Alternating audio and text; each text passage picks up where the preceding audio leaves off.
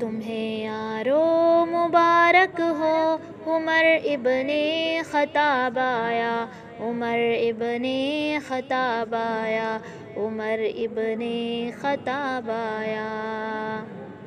خدا کے دین کے گلشن میں بن کر تو بہار آیا، کھلے اسلام کے غنچے گلوں پر بھی نکھار آیا۔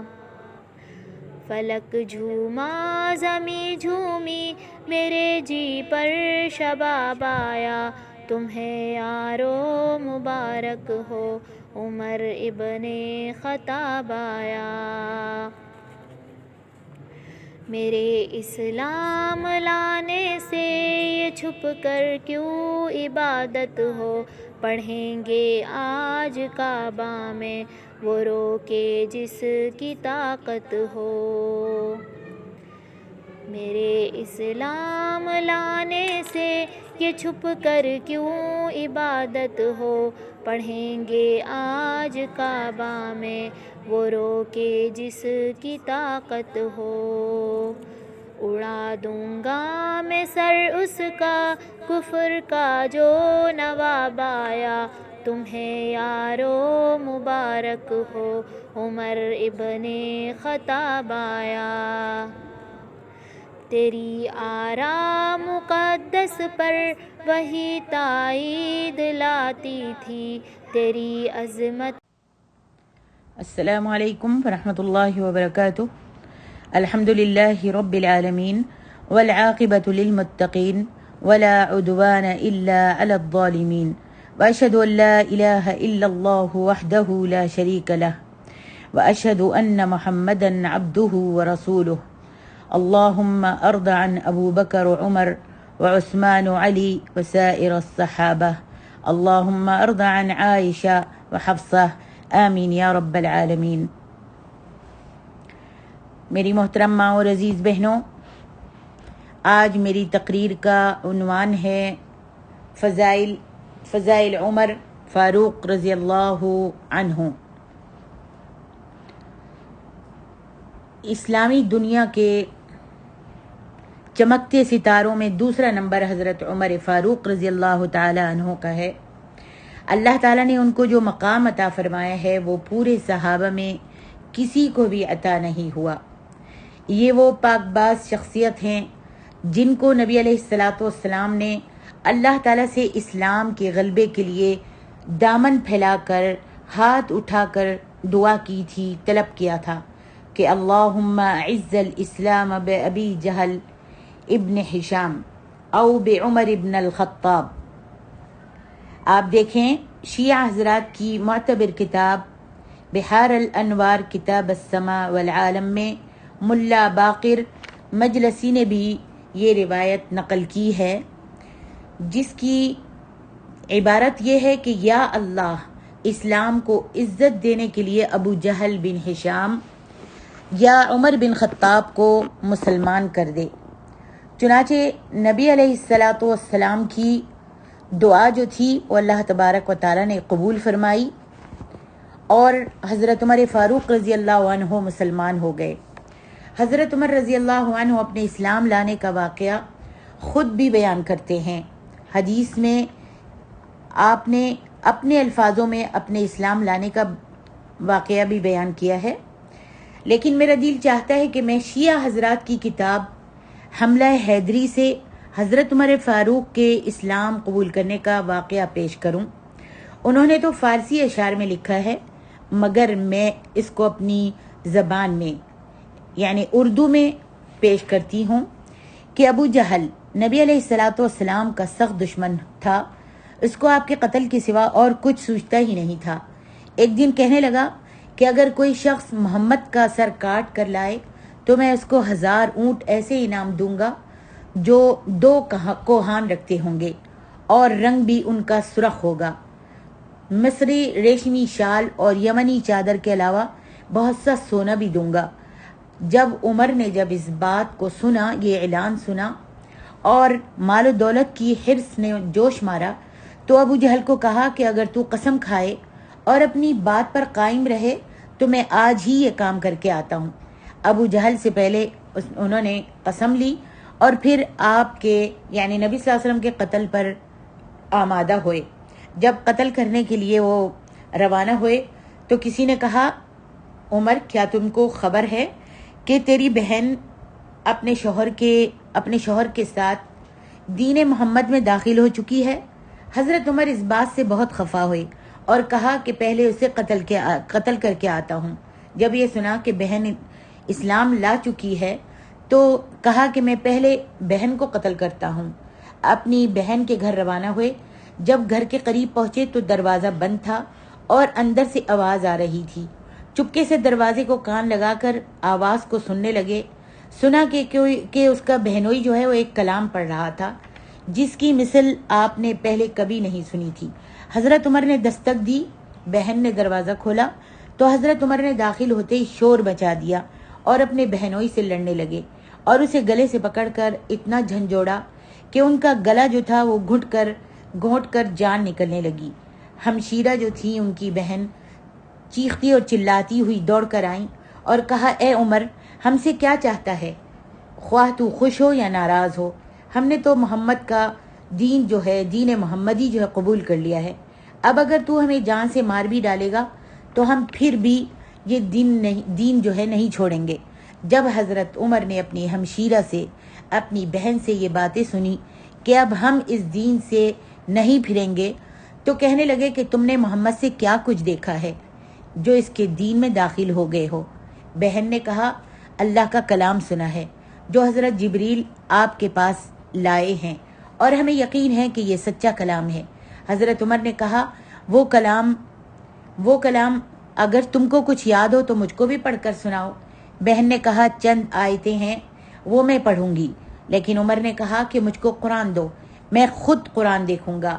تو بہن نے کہا کہ تم ناپاک ہو، پہلے تم وضو کر کے آؤ پھر قرآن ہاتھ میں لینا۔ حضرت عمر حیران ہو گئے اور موم ہو گئے اور اسلام کی محبت میں سرگرم ہو گئے، اور جب انہوں نے سب سے پہلے اس آیات کی تلاوت کی جو آیات تھیں آپ کے جسم پر کپ کپی طاری ہو گئی۔ پھر آپ نے سورۃ طٰہٰ کی تلاوت پڑھنی شروع کی۔ بسم اللہ پڑھتے ہی جسم کانپنے لگا۔ پڑھتے ہیں طٰہٰ ما انزلنا علیک القرآن لتشقى الا تذکرۃ لمن یخشی تنزیلا ممن خلق الارض والسماوات العلی الرحمن علی العرش استوى۔ پڑھتے گئے جب اس آیت پر پہنچے اننی انا اللہ لا الہ الا انا فاعبدنی واقم الصلاۃ لذکری، جب یہاں تک پہنچے اور اس کے معنی کو سمجھے، وہ تو عربی تھے اور عربی کلام کو سمجھتے تھے۔ جب انہوں نے اس آیت تک جب وہ پہنچے تو فوراً ہی انہوں نے کہا کہ مجھے محمد کے پاس لے چلو۔ اسلام کی محبت میں سرگرم ہو گئے۔ سب مل کر نبی علیہ الصلاۃ والسلام کی خدمت میں روانہ ہوئے۔ آپ کے در دولت پر پہنچے تو دروازہ بند تھا۔ کھڑے ہو گئے۔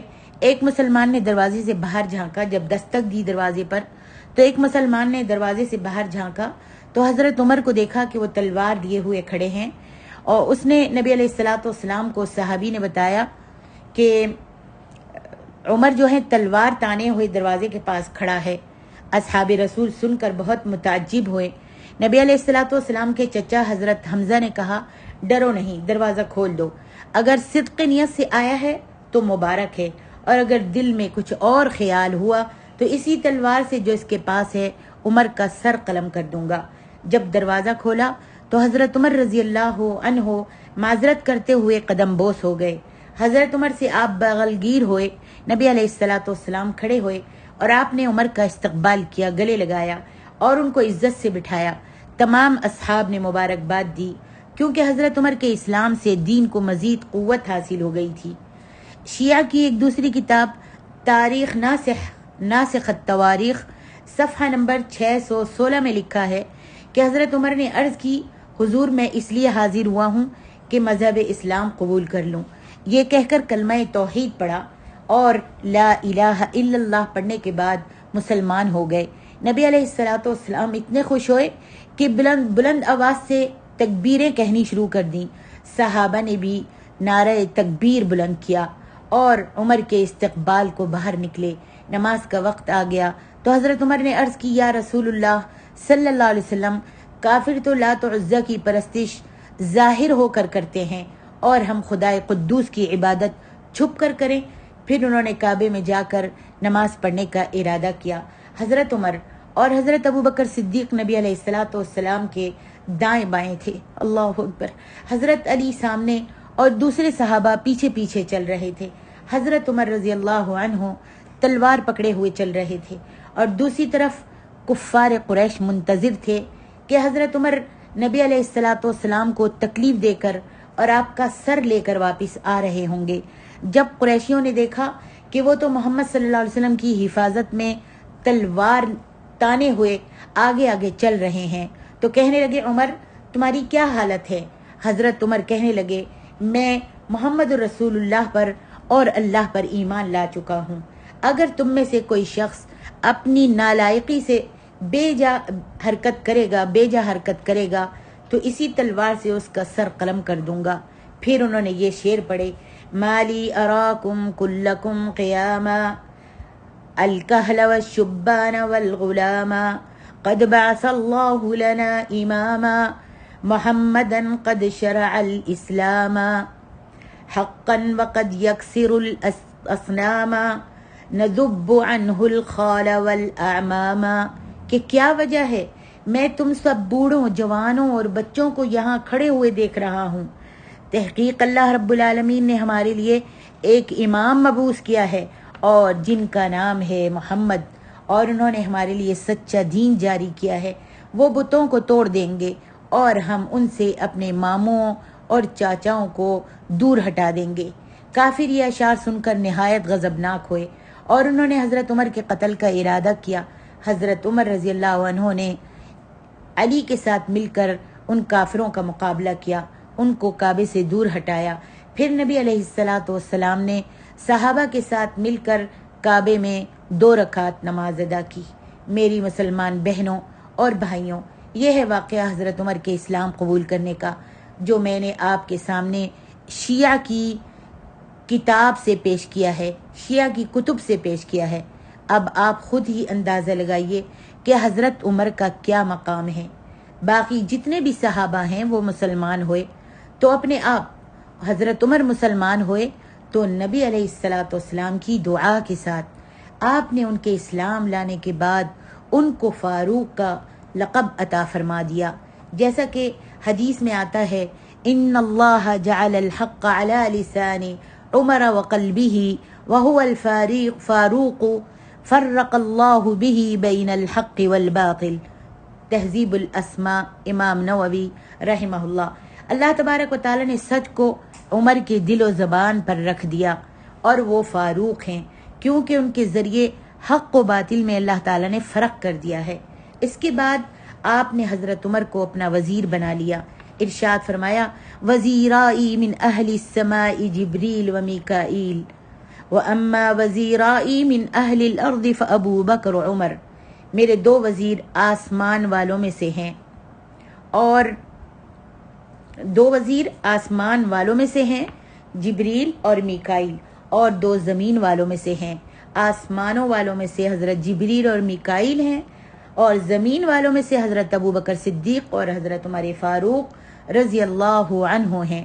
میری محترم ماں اور عزیز بہنوں، حضرت ابوبکر صدیق اور حضرت عمر فاروق کو دربار رسالت میں کیا مقام اور مرتبہ ملا؟ وزارت ملی تو آپ خود ہی بتائیں، وزارت ملی، مقام ملا، مرتبہ ملا، آپ خود ہی بتائیے کہ اگر یہ دونوں شخصیتیں بااعتماد نہیں تھیں تو آپ نے ان کو اپنا وزیر کیوں بنایا؟ بھلا کوئی شخص اپنے دشمنوں کو بھی وزارت دیتا ہے؟ وزارت دینا تو درکنار، اپنے دشمن کو اپنے نزدیک بھی انسان نہیں آنے دیتا۔ اللہ تبارک و تعالی نے آیت نازل فرمائی جس کا شان نزول یہ ہے کہ ایک یہودی اور ایک برائے نام مسلمان کا آپس میں جھگڑا ہو گیا۔ یہودی کہنے لگا کہ ہم اپنے جھگڑے کا فیصلہ عدالت میں، نبی علیہ الصلوۃ والسلام کی عدالت میں کریں گے اور آپ سے کروائیں گے، اور برائے نام مسلمان کہنے لگا، جو منافق تھا وہ کہنے لگا نہیں نہیں، ہم اپنا فیصلہ کعب بن اشرف جو یہودی عالم تھا اس سے کروائیں گے۔ چنانچہ یہودی کے اصرار پر مقدمہ جو تھا نبی صلی اللہ علیہ وسلم کے پاس گیا۔ آپ نے دونوں کے بیانات سنے، دونوں کی باتیں سنی اور محسوس کیا کہ یہودی جو ہے وہ حق پر ہے، تو آپ نے یہودی کے حق میں فیصلہ دے دیا، مگر وہ مسلمان جو تھا اس فیصلے پر راضی نہیں ہوا۔ عدالت نبوی سے باہر آئے، جب نبی علیہ الصلوۃ والسلام کے پاس سے باہر آئے تو مسلمان نے کہا چلو اس فیصلے کی حضرت عمر سے نظر ثانی کراتے ہیں، یعنی یہ فیصلہ اب نبی حضرت عمر کے پاس بھی لے جاتے ہیں اور دیکھتے ہیں عمر کیا فیصلہ کرتے ہیں۔ اور پھر وہ دونوں حضرت عمر کے پاس آئے اور آ کر اپنا مقدمہ پیش کر دیا۔ یہودی نے کہا اے عمر، ہم عدالت نبوی سے ہو کر آئے ہیں، ہم نبی صلی اللہ علیہ وسلم کی عدالت میں گئے تھے اور وہاں سے فیصلہ میرے حق میں ہو چکا ہے، اب ذرا آپ سوچ سمجھ کر فیصلہ کیجیے گا۔ حضرت عمر نے سنا تو فرمانے لگے کہ تیرے حق میں نبی صلی اللہ علیہ وسلم نے فیصلہ کر دیا ہے، تو پھر میرے پاس کیا لینے آئے ہو؟ مسلمان کہنے لگا ہم نظر ثانی کے لیے آئے ہیں۔ حضرت عمر فرمانے لگے اچھا ذرا ٹھہرو، میں ابھی نظر ثانی کرتا ہوں۔ اندر گئے اور تلوار لا کر اس مسلمان کا سر تن سے جدا کر دیا، اور کیا فرمانے لگے ھذا قضائی لمن لم یرضى بقضاء رسول اللہ صلی اللہ علیہ وسلم، کہ جو شخص نبی علیہ الصلوۃ والسلام کا فیصلہ تسلیم نہیں کرتا اس کا فیصلہ عمر کی تلوار کرتی ہے۔ مطلب یہ تھا کہ نبی علیہ الصلوۃ والسلام کے نافرمان کو دنیا میں زندہ رہنے کا کوئی حق نہیں دینا چاہیے۔ ادھر حضرت عمر کا اس کو قتل کرنا تھا کہ شور برپا ہو گیا، حضرت عمر نے ایک مسلمان کو قتل کر دیا ہے، سب میں شور ہونے لگا۔ مقتول کے وارث نبی علیہ الصلوۃ والسلام کے پاس آئے اور کہنے لگے کہ ہمیں قصاص دلائیے، ہم کو قصاص دلائیے، ہم کو بدلہ دلوائیے۔ نبی علیہ الصلوۃ والسلام نے حضرت عمر کو بلایا اور فرمایا کہ تم نے اس کو کیوں قتل کیا ہے؟ کہنے لگے اللہ کے رسول صلی اللہ علیہ وسلم، اس نے آپ کا فیصلہ تسلیم نہیں کیا تھا، لہذا میں نے اس کو قتل کر دیا۔ نبی علیہ الصلوۃ والسلام نہایت پریشان ہوتے بھی کیوں نہ، اس لیے کہ آج بدلے میں وہ عمر دینا پڑ رہا ہے جس کو دعائیں مانگ مانگ کر اللہ تعالیٰ سے طلب کیا تھا۔ فوراً آسمان سے وحی آ جاتی ہے کہ اے میرے نبی، پریشان ہونے کی کوئی ضرورت نہیں ہے، عمر نے جو فیصلہ کیا ہے بالکل ٹھیک کیا ہے، میرا بھی آسمانوں پر یہی فیصلہ ہے۔ سورۃ النساء کی آیت اترتی ہے، جبریل وحی لے کر آتے ہیں، فلا وربک لا یؤمنون حتی یحکموک فیما شجر بینہم ثم لا یجدوا فی انفسہم حرجا مما قضیت ویسلموا تسلیما۔ قسم ہے تیرے رب کی، اس وقت تک کوئی شخص بھی مسلمان نہیں ہو سکتا جب تک اپنی ہر لڑائی اور ہر جھگڑے میں آپ کو اپنا منصف، قاضی اور جج نہ بنا لے، پھر زبانی کلامی نہیں بلکہ دل سے تیرے فیصلے کو تسلیم نہ کرے۔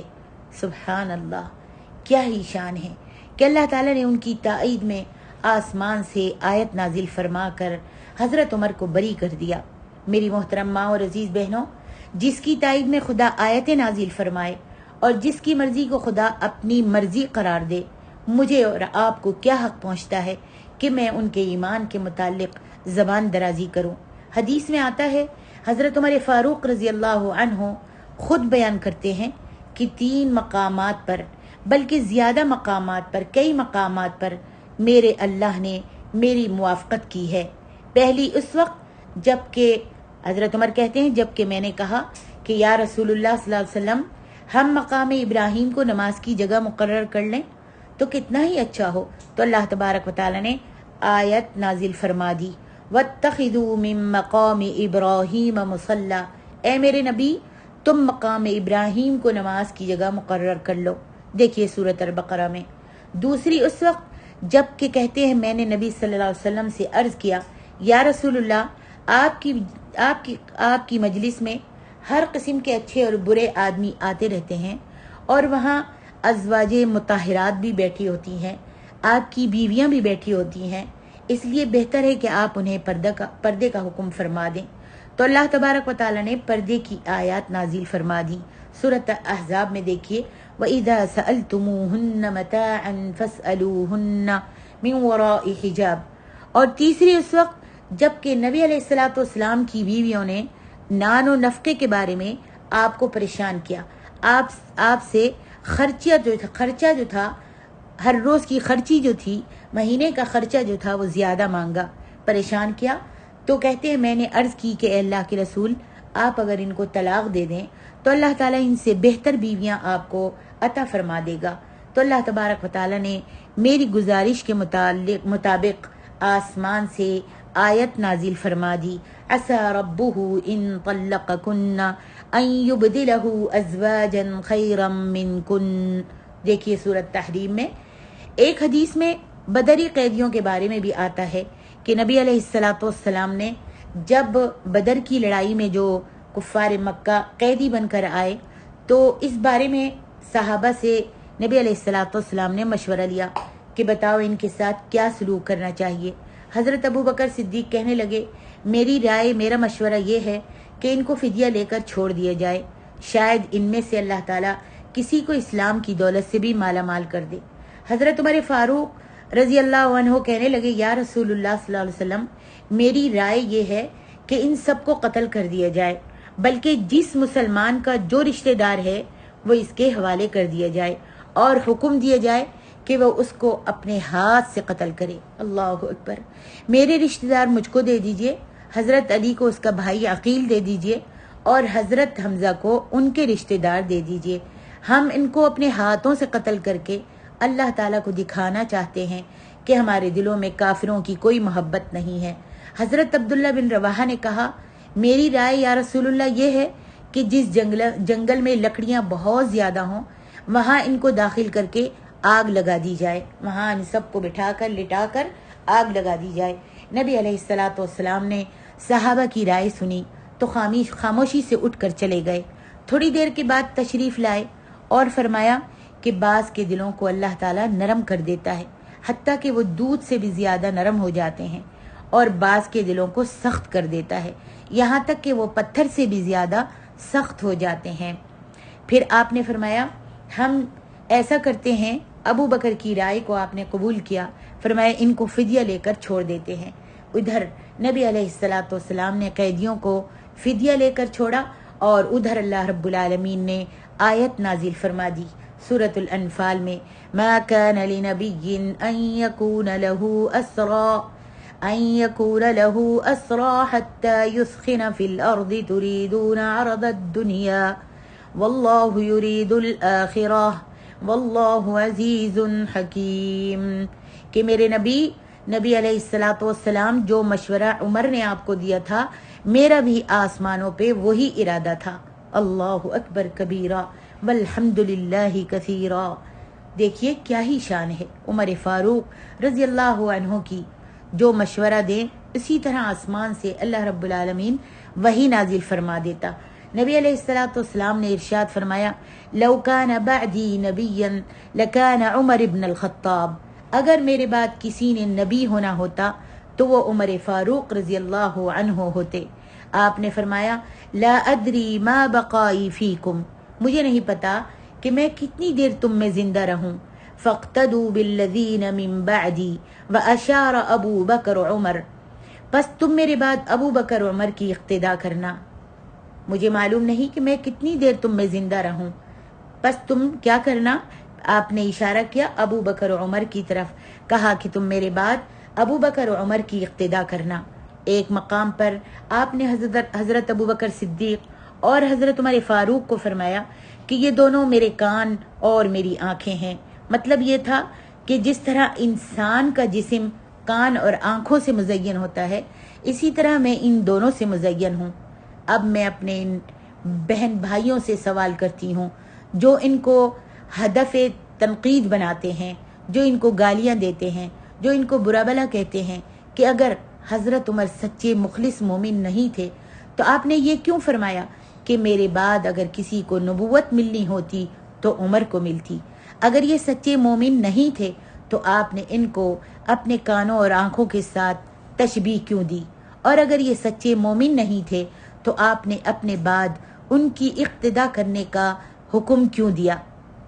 میرے مسلمان بھائیوں اور بہنوں، آپ کو ان صحابہ کے متعلق پوری طرح علم ہو چکا تھا کہ یہ میرے مخلص ساتھی ہیں اور میرے فرمان پر عمل کرنے والے ہیں، تبھی تو آپ نے ان کو اپنے مقام پر کھڑا کر دیا۔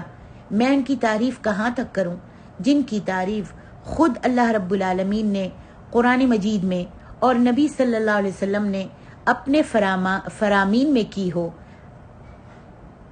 حضرت عمر فاروق کے متعلق اپنے تو اپنے رہے غیر مسلموں نے بھی تعریفی کلمات کہے ہیں۔ ایک عیسائی مورخ لکھتا ہے کہ اگر دنیا میں حضرت عمر فاروق جیسا ایک اور آدمی پیدا ہو جاتا تو پوری دنیا میں اسلام ہی اسلام پھیل جاتا۔ آپ عدل و انصاف میں، زہد و تقوی میں، اخلاق حسنہ میں، شجاعت و بہادری میں اپنی مثال آپ تھے۔ گویا کہ اللہ تعالیٰ نے آپ میں وہ سب محاسن اور خوبیاں پیدا کر دی تھیں جو کہ ایک صحیح مسلمان میں ہونی چاہیے۔ باوجود اتنے متقی اور پرہیزگار ہونے کے پھر بھی آخرت کا ڈر ان کے سر پر سوار رہتا تھا۔ ساری رات نماز پڑھتے رہتے اور اس قدر روتے تھے کہ ان کی ہچکیاں بن جاتی تھیں۔ آنسوؤں کی روانی سے چہرہ اقدس پر 2 سیاہ لکیریں پڑ گئی تھیں۔ حضرت عبداللہ بن شداد بیان کرتے ہیں کہ ایک دفعہ حضرت عمر رضی اللہ عنہ نماز پڑھا رہے تھے، جب قرات پڑھتے ہوئے انما اشکو بثی وحزنی الی اللہ یہاں تک پہنچے تو اتنا روئے کہ لوگ جو تھے مضطرب ہو گئے، بے چین ہو گئے۔ اسی طرح حضرت امام حسن فرماتے ہیں کہ ایک دن نماز کی قرات کرتے ہوئے جب اس آیت پر پہنچے ان عذاب ربک لواقع ما له من دافع تو اس قدر روئے کہ آنکھیں سوج گئیں۔ بعض دفعہ تو لوگوں کو شبہ ہو جاتا کہ اب آپ زندہ بھی بچیں گے یا نہیں۔ فرمایا کرتے تھے کہ میں تو اس بات کو غنیمت سمجھتا ہوں کہ آخرت کے عذاب سے بچ جاؤں۔ ایک دفعہ فرمانے لگے کہ اگر آسمان سے آواز آئے، ندا آئے کہ ایک آدمی دنیا کے تمام ایک آدمی کے سوا دنیا کے تمام لوگ بخش دیے گئے ہیں، آسمان سے آواز آئے، ندا آئے کہ ایک آدمی کے سوا دنیا کے تمام لوگ اللہ تبارک و تعالیٰ نے بخش دیے ہیں، تب بھی میرا خوف زائل نہیں ہوگا۔ میں سمجھوں گا شاید وہ بدقسمت انسان میں ہی ہوں۔ ان خیالات نے آپ کی معاشی زندگی کو یکسر تبدیل کر دیا تھا۔ باوجود روم اور ایران کے بادشاہ بننے کے پھر بھی فقر و فاقہ کی زندگی کو ہی ترجیح دی۔ لوگ تو محسوس کرتے مگر آپ نے کبھی محسوس نہیں کیا۔ قیصر و کسریٰ کے سفیر ملاقات کے لیے آتے تو آپ پیوند لگے ہوئے لباس کے ساتھ ہی ان کے سامنے جا کر ان سے گفتگو کرتے۔ ایک دن حضرت عائشہ صدیقہ رضی اللہ عنہا اور حضرت حفصہ رضی اللہ عنہا نے مل کر کہا، اے امیر المومنین، خدا نے آپ کو بہت زیادہ مرتبہ عطا فرمایا ہے، مقام عطا فرمایا ہے۔ بادشاہوں کے سفیر ملاقات کے لیے آپ کے پاس آتے ہیں، کم از کم اب آپ اپنی معاشرت تبدیل کر لیجئے، کوئی اچھا سا لباس ہی بنا لیجئے جسے پہن کر آنے والے سفیروں سے آپ ملاقات کر لیا کریں۔ آپ نے فرمایا، افسوس ہے تم پر، تم دونوں نبی صلی اللہ علیہ وسلم کی بیویاں ہو کر مجھے دنیا طلبی کی ترغیب دیتی ہو۔ اے عائشہ، تم نبی علیہ الصلوۃ والسلام کی حالت کو بھول گئی ہو جبکہ گھر میں صرف ایک ہی کپڑا ہوتا تھا، اسی کو آپ دن کے وقت اوپر لیا کرتے تھے اور رات کو نیچے بچھایا کرتے تھے۔ اے حفصہ، کیا تمہیں یاد نہیں جبکہ ایک رات تم نے آپ کے نیچے بستر ڈبل کر کے دوہرا کر کے بچھا دیا تھا تو آپ رات بھر سوتے رہے، صبح اٹھتے ہی فرمایا، حفصہ یہ تم نے کیا کیا کہ میرے بستر کو ڈبل کر کے بچھا دیا، موٹا کر دیا، ڈبل کر کے بچھا دیا اور میں صبح تک سوتا رہا۔ یاد رکھو مجھے دنیاوی آسائش سے کوئی تعلق نہیں ہے۔ جب خلافت کی ذمہ داری قبول فرما چکے تو مسلمانوں کو مسجد نبوی میں اکٹھا کر کے ارشاد فرمایا کہ مجھے تمہارے مال میں صرف اتنا حق ہے जितना यतीम के सरपरस्त को यतीम के माल में होता है। अगर मैं दौलतमंद हुआ तो कोई मुआवजा नहीं लूँगा, और अगर फ़कीर रह गया, तही दस्त हो गया, तो सिर्फ खाने का खर्च लूँगा, मगर फिर भी मुझे पूछ-गछ करते रहना, कहीं बेजा खर्च न करना मैं शुरू कर दूँ। अल्लाह अकबर। कहीं मैं, हज़रत उमर कहते हैं कि मुझसे पूछ-गछ करते रहना, कहीं मैं बेजा खर्चा न करने लग जाऊँ। मेरे अजीज़ों, ये बातें कौन कह रहा है? वो खलीफा जिसका नाम सुनकर कैसर व किसरा के बादशाहों पर भी लर्जत आरी हो जाता था, कांपने लगते थे। आज तो कौम का खजाना और लोगों के खून पसीने की कमाई पानी की तरह बहाई जा रही है, मगर वो लोग बैतुल माल का एक पैसा भी नाजायज़ खर्च नहीं करते थे।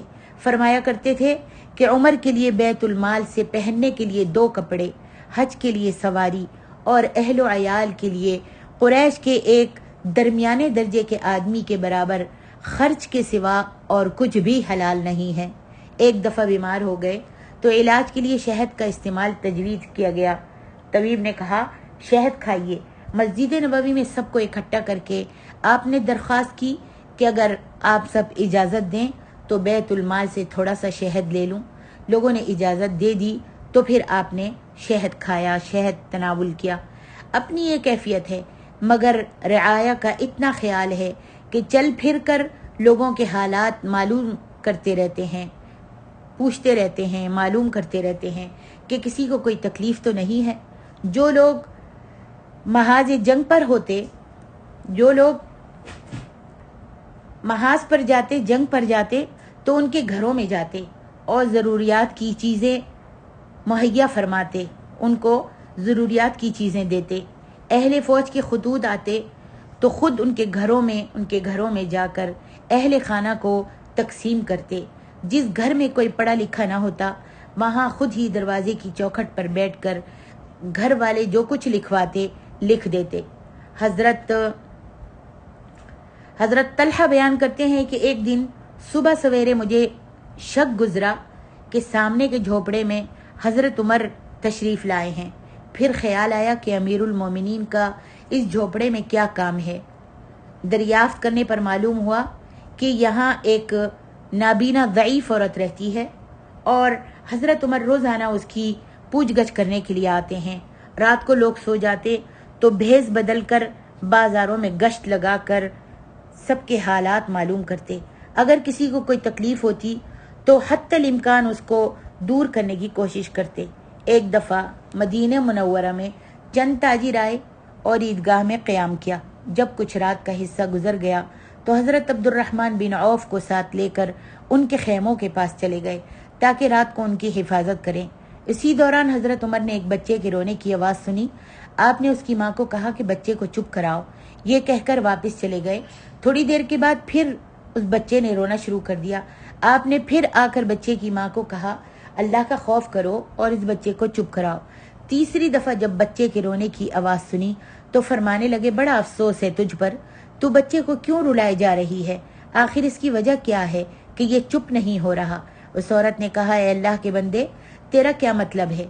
तू जा और अपना काम कर। तूने तो मुझे रात गुजारनी मुश्किल कर दी है।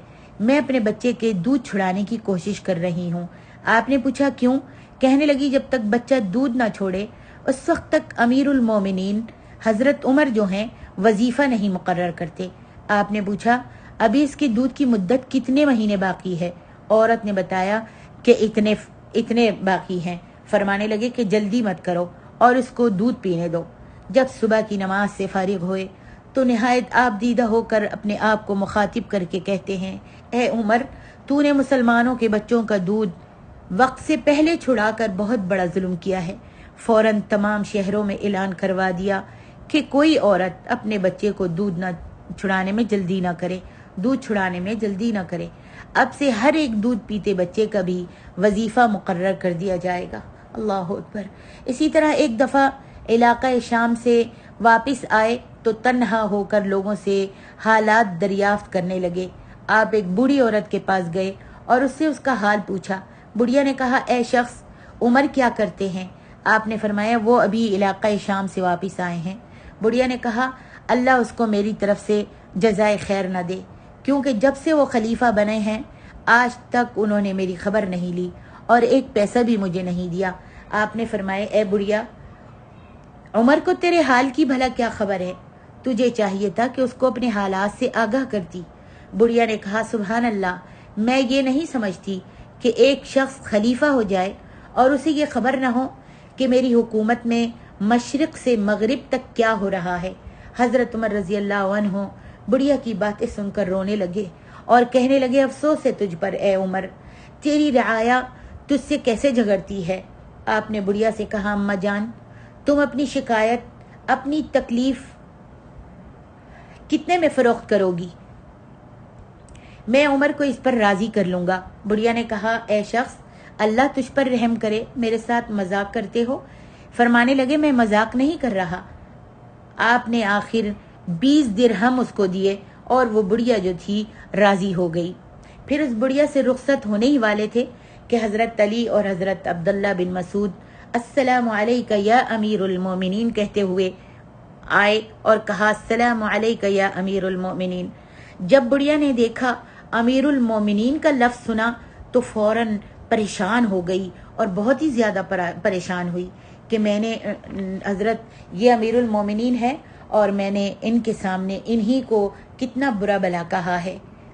حضرت عمر نے سمجھ گئے اور دیکھ لیا کہ بڑھیا پریشان ہو رہی ہے، فرمانے لگے اماں جان افسوس مت کرو، تو نے جو کچھ کہا ہے بالکل بجا کہا ہے، سچ کہا ہے۔ حضرت عمر نے ایک چمڑے کا ٹکڑا نکالا اور اس کے اوپر یہ عبارت لکھی جس کا ترجمہ تھا بسم اللہ الرحمن الرحیم۔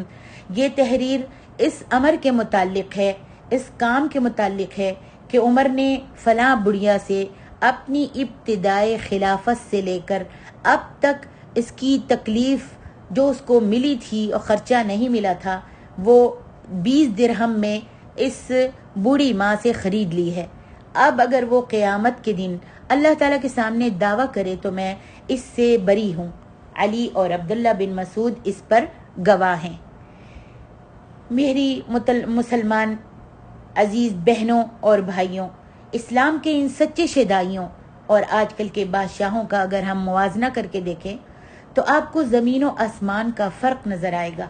آج دعویٰ تو یہ ہوتا ہے کہ ہم غریبوں کے بڑے خیر خواہ ہیں، مگر کبھی کسی غریب کی خبر نہیں لیتے کہ وہ اپنی زندگی کے ایام کیسے بسر کر رہا ہے۔ میں تو دعا کرتی ہوں کہ یا اللہ پاکستان میں اور جتنے بھی مسلمانوں کے ملک ہیں ان میں ایسا بادشاہ، مسلمان بادشاہ عطا فرما، مومن متقی بادشاہ عطا فرما جو متقی و پرہیزگار ہونے کے علاوہ تیرا خوف رکھنے والا ہو اور رعایا کا سچا ہمدرد ہو، اپنی رعایا کے دکھ کو اپنا دکھ اور رعایا کی خوشی کو اپنی خوشی سمجھنے والا ہو۔ تو خیر میری بہنوں، میں عرض کر رہی تھی کہ حضرت عمر فاروق رضی اللہ عنہ راتوں کو گشت لگا کر حالات کا جائزہ بھی لیا کرتے تھے کہ کون کن حالات میں زندگی بسر کر رہا ہے۔ روضۃ الاحباب میں آپ کا غلام اسلم بیان کرتا ہے کہ ایک رات مدینہ منورہ میں آپ گشت کر رہے تھے کہ ایک مکان کی دیوار کے ساتھ کھڑے ہو گئے، ایک گھر کی دیوار کے ساتھ کھڑے ہو گئے، کان لگا کر کچھ سننے لگے۔ اندر سے ایک عورت اپنی لڑکی کو کہہ رہی تھی کہ دودھ میں پانی ملا دو، تو لڑکی کہہ رہی تھی تمہیں معلوم نہیں امیر المومنین نے اعلان کیا ہے کہ کوئی شخص دودھ میں پانی نہ ملائے۔ بڑھیا نے کہا اعلان تو ٹھیک ہوا ہے مگر امیر المومنین اس وقت کہاں ہم کو دیکھ رہے ہیں۔ لڑکی نے کہا امی جان یہ بات ہمارے لائق نہیں ہے کہ ہم ظاہر میں تو ان کی اطاعت کریں اور باطن میں نافرمانی کریں۔ اگر ہمارے اس فعل کو، ہماری اس حرکت کو حضرت عمر نہیں دیکھ رہے تو اس کا خدا تو دیکھ رہا ہے۔ حضرت عمر اس لڑکی کے جواب سے بہت خوش ہوئے اور فرمانے لگے اسلم اس مکان پر نشان لگا دو۔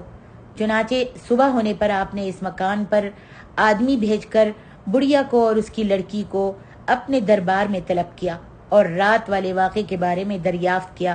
پھر فرمانے لگے اے بڑھیا، اے اماں، اگر تو اجازت دے تو میں تیری اس لڑکی کا نکاح اپنے لڑکے سے نہ کر دوں، کیونکہ میں اس کی امانت اور دیانت پر بہت خوش ہوا ہوں۔ چنانچہ بڑھیا نے اجازت دے دی، اس کو اور کیا چاہیے تھا۔ اجازت ملنے پر حضرت عمر نے اپنے ایک لڑکے کا نکاح اس لڑکی سے کر دیا۔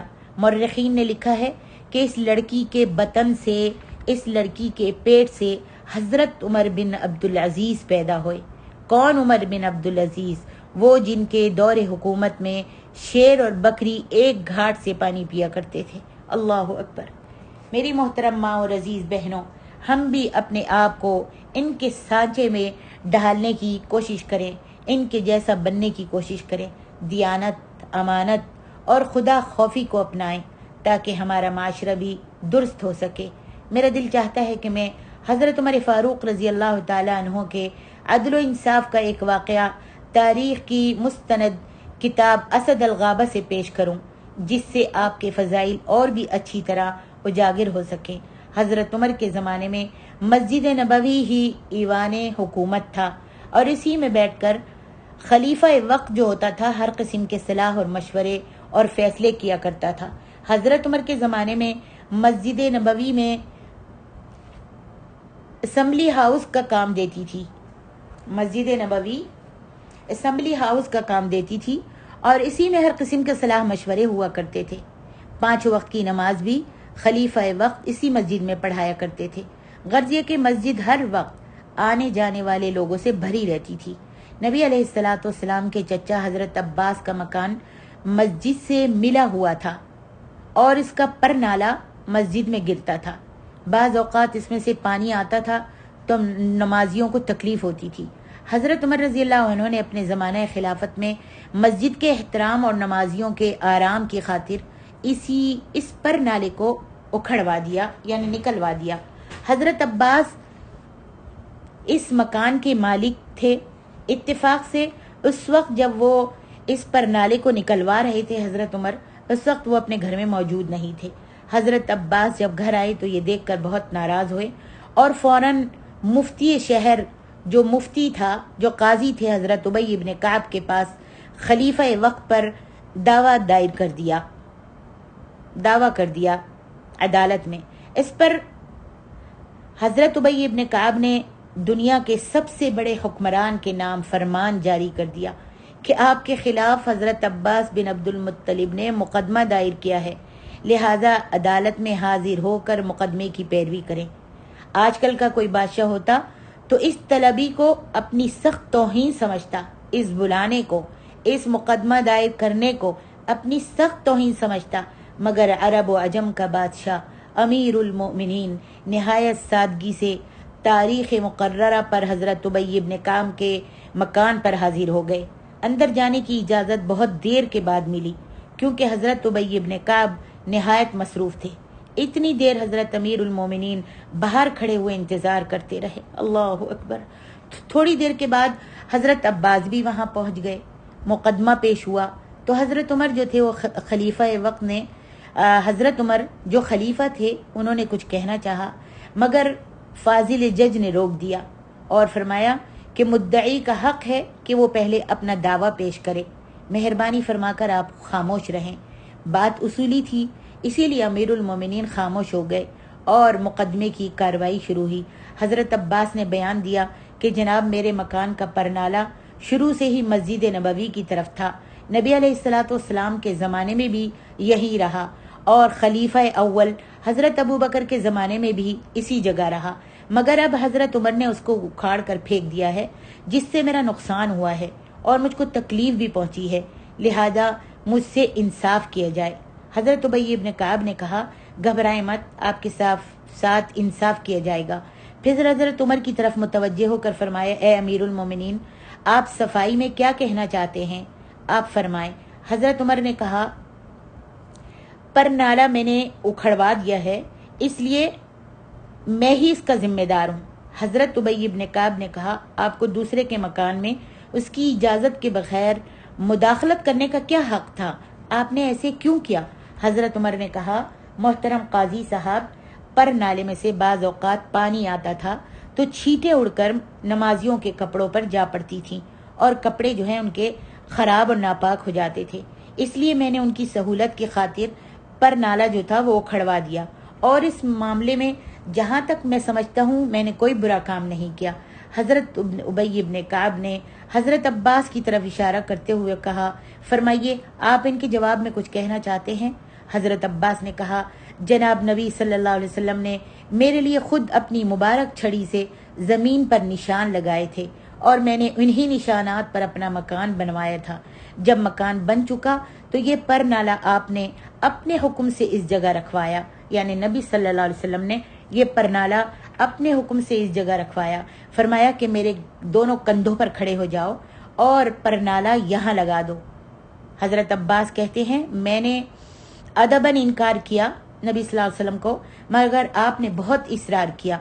चुनाचे आप नीचे खड़े हो गए और मैंने आपके इरशाद की तहमील करते हुए आपके कंधों पर चढ़कर पर नाला यहाँ लगाया था, जहाँ से अब अमीरुल मोमिनीन ने उखाड़ कर फेंक दिया है। हज़रत उबई इब्न काब ने हज़रत अब्बास को कहा, क्या आप इस वाक़े का कोई गवाह पेश कर सकते हैं? हज़रत अब्बास ने कहा, एक नहीं, दो नहीं, बल्कि कई गवाह पेश कर सकता हूँ। हज़रत उबई इब्न काब ने कहा, अच्छा फिर पेश कीजिए ताकि अभी फैसला कर दिया जाए। हज़रत अब्बास बाहर गए और चंद अंसार सहाबा के साथ वापस आए, जिन्होंने शहादत दी कि हमारे सामने नबी सल्लल्लाहु अलैहि वसल्लम ने हज़रत अब्बास को अपने कंधों पर चढ़कर पर नाला नस्ब करने का हुक्म दिया था। गवाही ख़त्म होते ही दुनिया का एक अजीम हुक्मरान जो अब तक अपनी आंखें नीचे किए सामने खड़ा था, उमर इब्न अल खत्ताब, आगे बढ़ा और हज़रत अब्बास से कहने लगा, ए अबुल फज़ल। हज़रत अब्बास की कुनियत थी अबुल फज़ल। खुदा के लिए मेरा कसूर माफ़ कर दीजिए, मुझे हरगिज़ इल्म नहीं था कि नबी सल्लल्लाहु अलैहि वसल्लम ने खुद ये पर नाला लगवाया था, वरना भूल कर भी मुझसे ये फ़िल सरजद न होता, मैं ये काम न करता। भला मेरी क्या मजाल थी कि आपके लगवाए हुए पर नाले को खड़वा देता। ये जो कुछ भी हुआ ला इल्मी से हुआ है और अब आप इसकी तलाफ़ी इस तरह कर सकते हैं कि आप मेरे कंधों पर खड़े होकर पर नाले को उसी जगह लगा दें। हज़रत उबई इब्न काब ने कहा, या अमीरुल मोमिनीन, इंसाफ का यही तकाजा है, आपको इसी तरह ही करना चाहिए। चुनाचे थोड़ी देर के बाद लोगों ने देखा कि कैसर और किसरा को शिक्स देने वाला जर्नेल निहायत मिस्कीनी के साथ दीवार के साथ खड़ा है और हज़रत अब्बास उसके कंधों पर चढ़कर पर नाला लगा रहे हैं। मेरी मोहतरम माँ और अजीज बहनों, दुनिया भर की तारीख टटोल मारिए, दुनिया भर की तारीख टटोल लीजिए, देख लीजिए, कोई शख्स क़यामत तक इस किस्म की मिसाल पेश नहीं कर सकता कि अपने मुता की इताअत व मोहब्बत, अदल व इंसाफ और मसावात का हैरान कुन वाक़या पेश कर सके।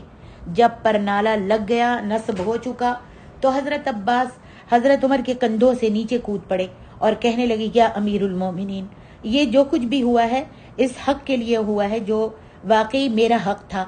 अब जबकि आपके इंसाफ की वजह से वो हक़ मुझको मिल चुका है, तो मैं इस बेअदबी की माफ़ी चाहता हूँ। हज़रत अब्बास ने हज़रत उमर से माफ़ी मांगी और निहायत खुशी के साथ अपने सारे मकान को अल्लाह की राह में वक्फ़ कर दिया और कहा कि मैं अपने इस मकान को अल्लाह की राह में वक्फ़ करता हूँ और आपको इख्तियार देता हूँ कि इसे गिराकर मस्जिद नबवी में शामिल कर ले, ताकि तंगी की वजह से नमाजियों को जो तकलीफ़ होती है वो एक हद तक दूर हो जाए। और मेरे लिए दुआ करें कि अल्लाह ताला मेरी ये नेकी कबूल फरमा ले। आइए इस वाक़े से अंदाज़ा लगाते हैं कि हज़रत उमर फ़ारूक रज़ी अल्लाह ताला अन्हु ने किस तरह अदल व इंसाफ से काम लिया।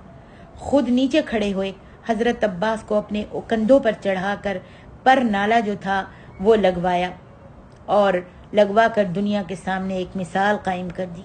ये सारा काम किस चीज़ का नतीजा है? आज हम सब सोचें, ये क्या चीज़ है जो उनको ऐसा करने पर मजबूर करती है, खलीफा होने के बावजूद झुकने पर मजबूर करती है। अल्लाह अकबर। ये सिर्फ और सिर्फ तक़वा, परहेज़गारी और खुदा खौफी है कि उनको अल्लाह का डर था, उनके अंदर तक़वा था, अपने ईमान में मजबूत थे।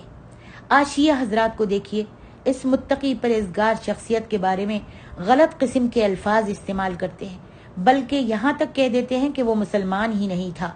नाऊज़ु बिल्लाह। हज़रत उमर को गालियाँ देते हैं और कहते हैं कि वो मुसलमान ही नहीं था। मैं उनसे कहती हूँ कि अगर हज़रत उमर ईमानदार नहीं थे तो फिर क़यामत तक कोई शख्स भी ईमानदार नहीं है। वो लोग जिनको खुदा ईमानदार कहे और फरमाए उलाइका हुमुल मुमिनून हक़्क़ा, کہ یہی پکے سچے مومن تھے، ان کو تو تم دائرہ اسلام سے خارج قرار دیتے ہو۔ شیعہ حضرات ان کو یعنی جن کے بارے میں اللہ تعالیٰ نے فرمایا کہ یہی پکے اور سچے مومن تھے، ان کو یہ لوگ دائرہ اسلام سے خارج قرار دیتے ہیں، اور یہ لوگ جو دن رات خدا رسول کی مخالفت کرتے ہیں اپنے آپ کو مومن کہلواتے ہیں۔ یہ عجیب منطق ہے۔ میں پوری شیعہ دنیا سے سوال کرتی ہوں کہ اگر حضرت عمر ایماندار نہیں تھے تو حضرت علی نے اپنی لخت جگر حضرت ام کلثوم کا نکاح ان سے کیوں کیا؟ اور حضرت عمر ایماندار نہیں تھے تو نبی صلی اللہ علیہ وسلم نے ان کی لڑکی حضرت حفصہ سے نکاح کیوں کیا؟ حالانکہ اللہ تعالیٰ نے صریح حکم دیا ہے قرآن مجید میں، لا تنکحوا المشرکات، مشرک عورتوں سے نکاح مت کرو۔ نبی علیہ الصلوۃ والسلام کا حضرت حفصہ سے نکاح کرنا اور حضرت عمر کو اپنا خسر اپنا سسر بنانا اور حضرت علی نے اپنی لڑکی حضرت ام کلثوم کا حضرت عمر کے ساتھ نکاح کرنا اور حضرت عمر کو اپنا داماد بنانا، یہ اس بات کا بین ثبوت ہے کہ وہ ان کو یعنی نبی صلی اللہ علیہ وسلم ان کو پکا سچا مومن سمجھتے تھے۔ آئیے ایک قدم اور آگے چلتے ہیں کہ اگر حضرت عمر ایماندار نہیں تھے تو ان کے فتح کیے ہوئے ملک ایران کی شاہ ایران کی بیٹی جو کہ مال غنیمت میں آئی تھی، وہ حضرت علی نے اپنے بیٹے حضرت امام حسین کے لیے کیوں قبول کی؟ کیونکہ ایک کافر یا منافق کی فتوحات کا مال غنیمت ایک متقی اور پرہیزگار مسلمان کے لیے کسی طرح بھی جائز نہیں ہے۔ پھر شاہ ایران کی بیٹی شہر بانو کا نکاح حضرت امام حسین سے ہوا اور ان کے بطن سے ان کے پیٹ سے حضرت زین العابدین پیدا ہوئے۔ اگر حضرت عمر شہر بانو اور حضرت امام حسین کو حضرت امام حسین کو نہ دیتے تو حضرت زین العابدین کا وجود اس دنیا میں نہ ہوتا اور نہ ہی ان کی پشت سے ان سے سادات پیدا ہوتے۔ اللہ اکبر! خدا کی قسم، قیامت تک پیدا ہونے والے سید حضرت عمر حضرت عمر رضی اللہ عنہ کے مرہون منت ہیں۔ قیامت تک پیدا ہونے والے تمام سید جو ہیں حضرت عمر رضی اللہ عنہ کے مرہون منت ہیں کہ انہوں نے حضرت عمر نے شہر بانو کو امام حسین کو دے دیا اور ان کے بطن سے اللہ اکبر حضرت زین العابدین پیدا ہوئے، پھر ان کی پشت سے انہی سے سادات پیدا ہوئے اور جو سید کہلائے۔ اللہ اکبر! اور قیامت تک اس احسان کا بدلہ کوئی نہیں چکا سکتا۔ یاد رکھیے، چاند کی طرف تھوکنے سے تھوک اپنے منہ کی طرف ہی آتا ہے۔ تم لوگ جتنے بھی شیعہ حضرات ہیں حضرت عمر کو جتنا مرضی برا کہہ لیں، ان کے کہنے سے وہ برے نہیں ہو سکتے، جبکہ اللہ تبارک و تعالیٰ نے ان کو بلند مراتب سے نوازا ہے اور قرآن نے اس کی گواہی دی ہے، خبر دی ہے۔ الذین آمنوا وهاجروا وجاهدوا في سبيل الله بأموالهم وأنفسهم أعظم درجة عند الله وأولئك هم الفائزون يبشرهم ربهم برحمة منه ورضوان وجنات لهم فيها نعيم مقيم، کہ ان کا میرے ہاں بڑا اونچا مقام ہے اور یہ لوگ اپنی مراد کو پہنچنے والے ہیں، اور میں ان کو اپنی رحمت اور رضامندی کا سرٹیفکیٹ دیتا ہوں کہ یہ لوگ جنتوں میں ابدی عیش حاصل کریں گے۔ میری محترم ماں اور عزیز بہنوں، حدیث میں آتا ہے کہ نبی علیہ الصلوۃ والسلام نے حضرت عمر کو ارشاد فرمایا کہ شب معراج میں میں نے جنت میں ایک محل دیکھا۔ میں نے پوچھا جبریل سے، لمن ھذا، یہ محل کس کا ہے؟ تو مجھے کہا گیا لعمر ابن الخطاب، یہ حضرت عمر بن خطاب فاروق رضی اللہ عنہ کا ہے۔ پھر کہتے ہیں نبی صلی اللہ علیہ وسلم نے فرمایا، عمر، میں نے ارادہ کیا کہ میں اندر داخل ہو کر محل کو دیکھوں تو مجھے اس میں ایک لڑکی نظر آئی، اللہ اکبر، جس پر مجھے تیری غیرت یاد آ گئی اور میں اندر نہیں گیا۔ جب لڑکی کو دیکھا تو کہتے ہیں نبی علیہ الصلوۃ والسلام، میں تیری غیرت یاد آ گئی اور میں اندر نہیں گیا۔ حضرت عمر نے عرض کی، یا رسول اللہ صلی اللہ علیہ وسلم، کیا میں نے آپ سے بھی غیرت کرنی تھی؟ ہمیں جو بھی مقام ملا ہے صرف آپ کی وجہ سے تو ملا ہے۔ آپ اندر جا کر محل کو ضرور دیکھ لیتے۔ میری محترم ماں اور عزیز بہنوں، حضرت ابوبکر صدیق رضی اللہ عنہ اور حضرت عمر فاروق رضی اللہ عنہ نبی علیہ الصلوۃ والسلام کے ایسے ساتھی تھے جو زندگی میں بھی آپ سے جدا نہ ہوئے۔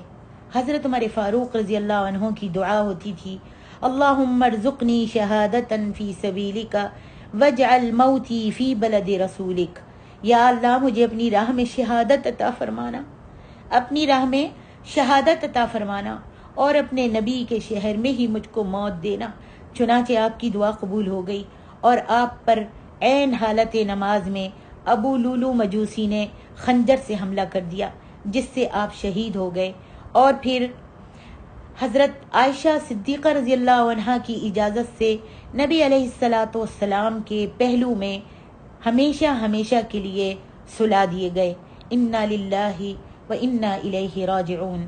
آخر میں ایک بات کر کے اپنی تقریر کو ختم کرتی ہوں کہ شیعہ حضرات حضرت علی کو افضل و برتر ثابت کرنے کے لیے ایک یہ دلیل دیتے ہیں کہ وہ مسجد میں شہید ہوئے، حضرت علی مسجد میں شہید ہوئے، مگر ان کو یہ علم نہیں کہ نبی علیہ الصلوۃ والسلام کے سسر اور نبی علیہ الصلوۃ والسلام کے داماد علی حضرت عمر کو یہ سعادت شہادت بدرجہ اولا حاصل ہے، کیونکہ حضرت علی رضی اللہ عنہ نماز پڑھنے کے لیے جا رہے تھے کہ مسجد کے دروازے پر ان پر قاتلانہ حملہ ہوا، اور حضرت عمر رضی اللہ عنہ پر عین حالت نماز میں قاتلانہ حملہ ہوا۔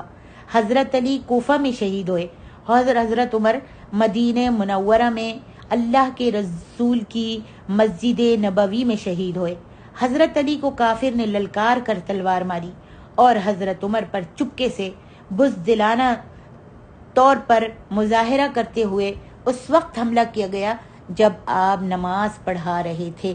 حضرت علی کو ابن ملجم، جس نے حضرت علی کے ہاتھ پر بیعت کی تھی، اس نے شہید کیا، اور حضرت عمر کو ایک آتش پرست مجوسی نے شہید کیا جو کافر پیدا ہوا، کافر ہی رہا اور کافر ہی مرا۔ حضرت علی کو ظالم نے اس لیے قتل کیا کہ اس کے زعم باطل میں آپ کے قتل سے مسلمانوں میں خانہ جنگی کا خاتمہ ہو جائے گا، اور حضرت علی کو اس لیے شہید کیا گیا کہ ان کی شہادت سے فتوحات اسلامیہ اور اشاعت اسلام رک جائے گی۔ حضرت علی خوارج کی بے ادبی کے خوف سے چپکے سے کہیں دفن کر دیے گئے، اور حضرت عمر رضی اللہ عنہ کو خاص حجرہ مقدسہ میں تمہارے اور میرے نبی محمد صلی اللہ علیہ وسلم کے پہلو میں جگہ ملی۔ پہلوئے مصطفیٰ میں بنا آپ کا مزار، پہلوئے مصطفیٰ میں بنا آپ کا مزار، یار نبی مر کر بھی دم بھر جدا نہ ہوا، یار نبی مر کر بھی دم بھر بھی جدا نہ ہوا۔ اب آپ خود ہی ایک دوسرے کے مقام کا اندازہ لگائیں کہ کس کا مقام کس سے اعلیٰ ہے۔ یہاں پر اب ایک بات میں کہنا چاہتی ہوں کہ کہیں کسی مسلمان بہن کو یا بھائی کو کوئی غلط فہمی نہ پیدا ہو جائے کہ یہ حضرت علی کی توہین کر رہی ہیں، نعوذ باللہ۔ میں حضرت علی کو ان کے مقام سے گراتی نہیں ہوں، حضرت علی کا مقام ان کا مقام ہے، بلکہ ایسے آدمی کو کافر سمجھتی ہوں جو ان کی توہین کرتا ہے۔ میں تو یہ کہتی ہوں کہ ہر ایک کو اس کے مقام پر رکھیے، کسی کی تعریف اس طرح مت کیجیے کہ دوسرے کی توہین ہو۔ ابو بکر صدیق، عمر فاروق، عثمان غنی، علی المرتضیٰ سب اپنی اپنی جگہ صاحب رسول اور با مرتبہ شخصیتیں ہیں کرنے ایک ہی مشعل کی ابو بکر و عمر عثمان و علی، ہیں کرنے ایک ہی مشعل کی ابو بکر و عمر عثمان و علی، با مرتبہ ہیں یاران نبی ہے فرق مراتب چاروں میں۔ ان میں سے ہر ایک کی عزت کرنا اور جنتی سمجھنا ہمارے ایمان کا جز ہے، اور ان میں سے کسی ایک کی توہین کرنا اپنے ایمان کو برباد کرنا ہے۔ بس اس طرح سمجھیے کہ حضرت ابوبکر صدیق رضی اللہ عنہ اور حضرت عمر فاروق رضی اللہ عنہ نبی علیہ الصلوۃ والسلام کے خسر ہیں، اور حضرت عثمان رضی اللہ عنہ اور حضرت علی رضی اللہ عنہ نبی علیہ الصلوۃ والسلام کے داماد ہیں۔ جس طرح داماد نبی صاحب مرتبہ ہیں، اسی طرح سسر نبی بھی صاحب مرتبہ ہیں۔ اللہ تعالی ہمیں ان کا مقام سمجھنے کی توفیق عطا فرمائے، اور اللہ رب العالمین ہم کو ان کے ساتھ قیامت والے دن اللہ کے رسول صلی اللہ علیہ وسلم کے ساتھ اور صحابہ کے ساتھ توحید کے جھنڈے نیچے کھڑا کرے۔ آخر دعوانا ان الحمد للہ رب العالمین، والسلام علیکم ورحمۃ اللہ وبرکاتہ۔